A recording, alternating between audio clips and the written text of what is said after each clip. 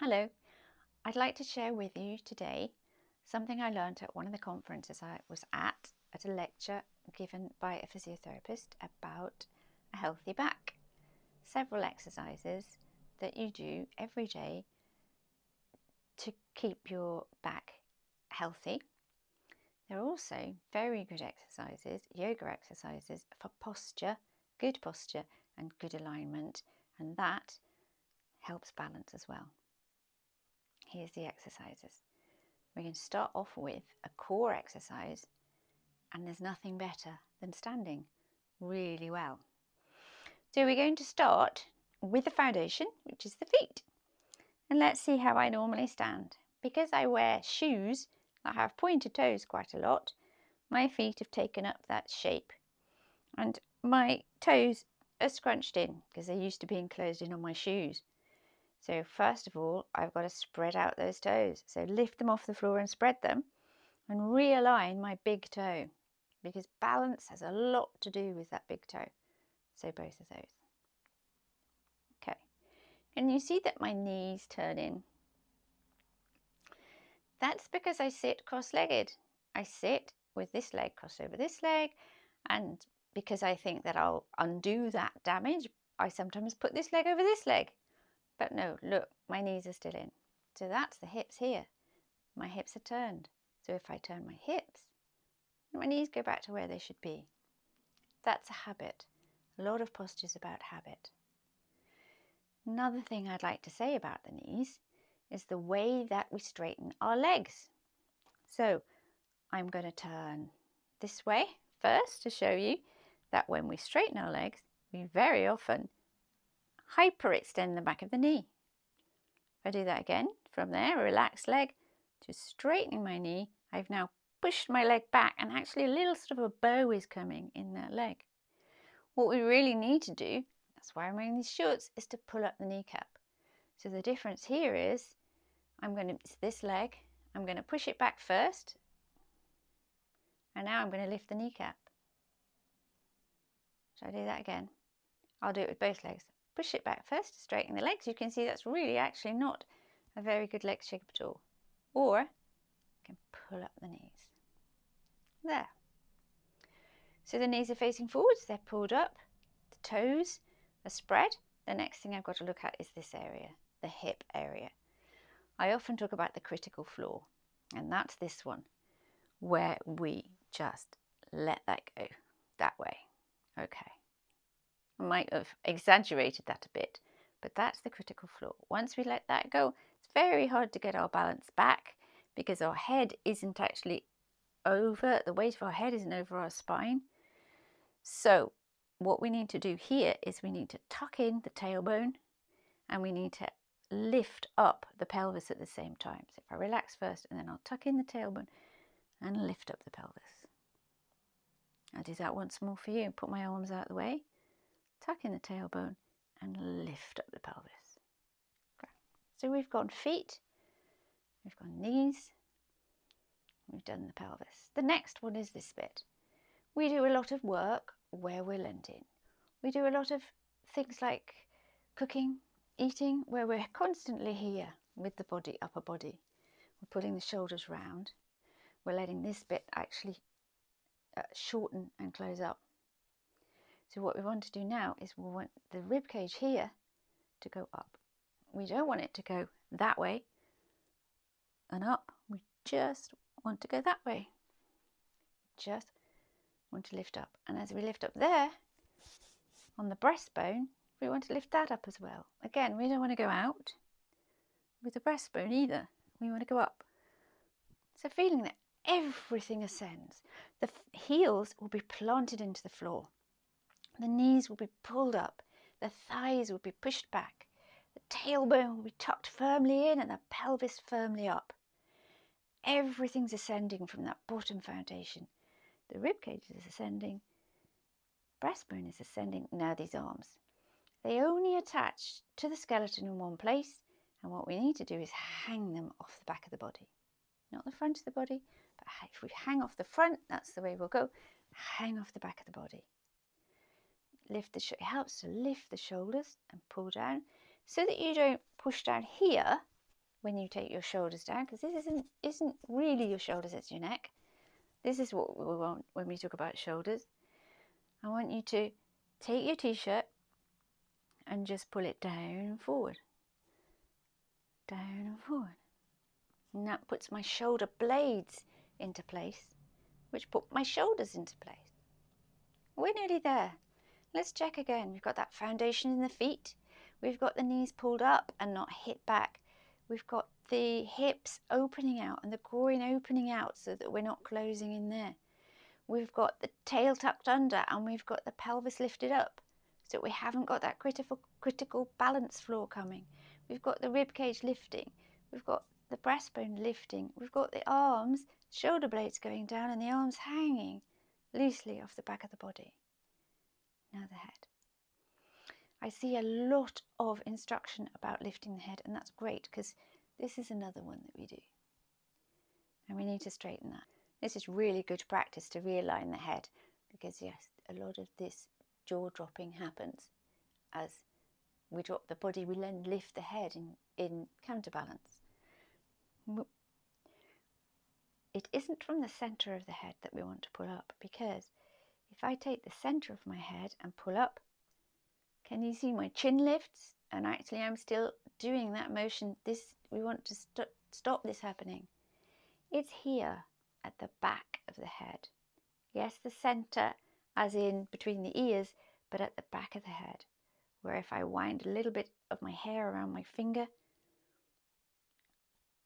and I pull, then the chin goes down and slightly in, and the back of the head is aligned.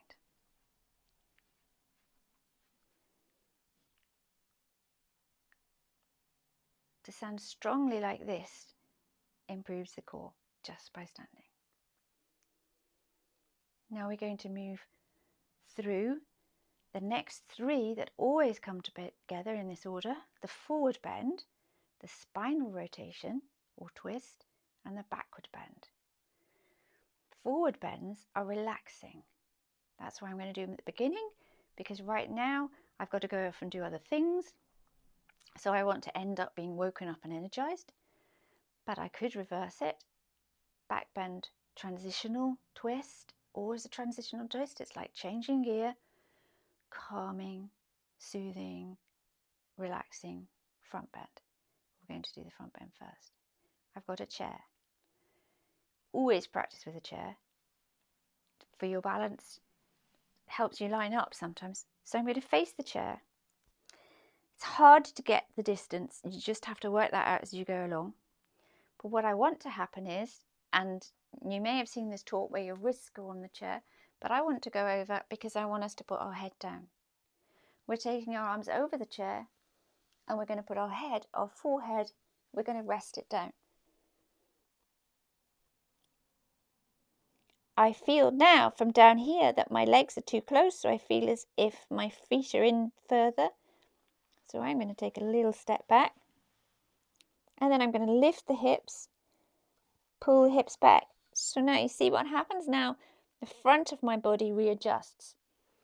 Do you remember when I was saying that walking is an accident waiting to happen? We readjust and we readjust. So now I've readjusted my hips. I need to change the position of my chair, which I don't want to do in case I push it out of camera. Neil, tell me if I go out of camera. And I also need to open the armpits. So if I let my armpits go, you can see that the chair comes off the floor, the front legs. I open my armpits to stretch my arms, and then we're back down. Be careful standing up. I'm going to hold on to my chair and stand up. And now the spinal twist. So we need a chair in front of us, and the chair needs to be beside a wall. So we have the chair with the back in front of us and the wall to our side. I'm going to suggest that you use 2 fingers on the chair and a thumb on your hips so that your hips don't move. Because what wants to happen in a spinal rotation is the big muscles that like to do the work, the gluteus maximus, the muscles of the thighs want to do the work for us. And so they'll take over and we'll do this. As we rotate round, that will happen. Now, if I place 2 fingers on there and my thumbs there, and I keep that contact happening, I can't do that. I've got to keep equidistant each side. So how am I going to get round there? And the answer is I've got to twist my spine. Remember the lift. It helps if you get lift. To twist from here is hard, but if you lift, now I'm going to rotate. My body's going to come round, but my hips are going to stay where they are. That might be enough for you, just practicing that bit. Just getting used to the fact that it's the spine that's going round, not the muscles of the legs and the gluteus maximus. But you can add to this by then using the wall. I need to take my hands away now. So I'm going to rotate and I'm going to press my hands onto the wall. When you have something to press on, you've got something to push against, which gives you more traction. By pushing with this hand, the hand closest to the chair, and almost pulling, it's a push but it pulls. So this hand sort of pushes but turns. This hand pushes in, this hand pushes and turns. I can use this to help the rotation and get more rotation. And if I want to work even more, I move the hands over, so this hand comes back this way, this hand goes further back onto the wall, so I get more twist.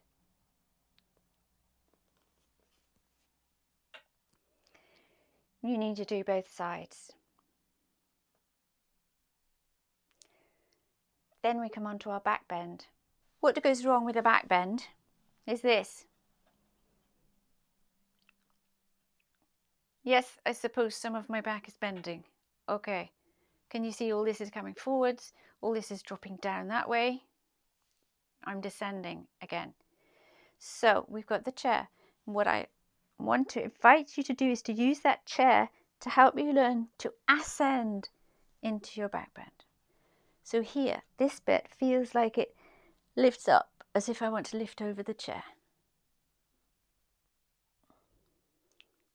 But I want to keep contact with that chair. So I lift up and I hold the chair. Remember that the rib cage needs to go that way and the sternum needs to go that way. That still happens in a back bend. This goes up. The front isn't doing anything. The back is. So the front is stretching up. Now I have to tuck that thoracic back deeply in.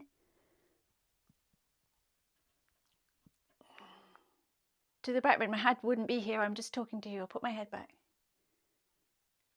And if it feels safe to let your head just gently go back, do. The work is in the body here. Remember, any pain, you don't do it. Pain is a warning sign. So we're going to start again, go very gently into this. So the first gentle bit is that lift. Maybe that's enough for you to teach your body that that's the lift that's got to happen for a back bend. But if you want to carry on and use this chair for support, use this chair to grip, to help. Lift up, everything's ascending. Tuck the shoulder blades in, that thoracic back in. This is a thoracic back arch. So if your lumbar hurts, that's the lumbar. Thoracic back's up here, it's a thoracic back arch. If the lumbar hurts, don't do this. Bend your knees, stop doing this. This isn't about the lumbar. The lumbar needs to stay soft.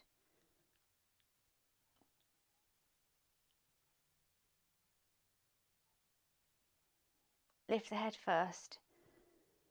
And now you've worked so hard, we're going to sit down. Do we ever really get to rest? So we're not going to sit like this to rest, although I feel very much like I'd like to right now. There's 2 ways of getting very straight, is to sit on the very front of your chair or a stool. That helps you to sit up. Or sit so far back that you're touching your lumbar, the base of your tailbone is touching the chair. Again, that will sit you up. And I find this more relaxing because the chair is supporting me. I only need the touch of the lumbar We only need the touch of the lumbar to support the whole spine. I was struggling to do a handstand once. Mr. Iyengar came in and he put his finger, just one finger, there onto the base of my tailbone, and my whole body went straight in a handstand. And he explained to us that if we get the right part of the spine to work and the right muscles to wake up, the rest can rest. But now my feet don't reach the floor. So that means that I'm tensing here. So my upper body is really relaxed, but all this is very tense because I can't reach the floor. So I'm going to use a book to bring the floor to me. And now instantly all this is relaxed. The last thing I want to do is to make sure that I don't keep that rotation that's so habitual by taking my arms back. Simply changing the hands from that way to that way changes the armpit. It rotates the armpit round. If I do that, and then draw back, helps to lower my shoulders.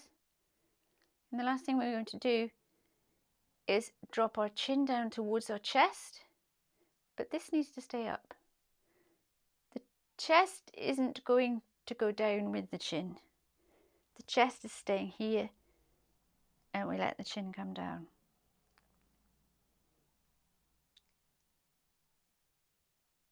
And rest, and breathe, and rest.